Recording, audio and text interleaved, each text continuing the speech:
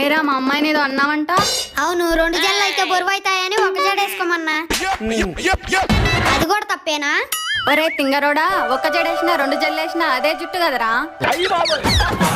అవును కదూ. సర్లే వదిలే. ఏంట్రా వదిలేసేది? ఇకపై మా అమ్మాయితో మాట్లాడకు.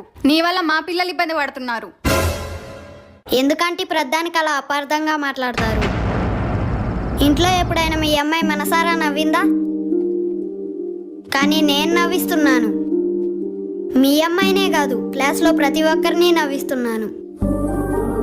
అలా నవ్వించే క్రమంలో ఏదో ఒక మాట అటో ఇటో అవుతుంది.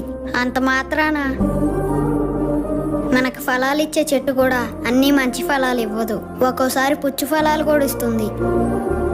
అంత మాత్రాన ఆ చెట్టును నరికేసుకుంటారా? ఒకసారి మీరే ఆలోచించండి.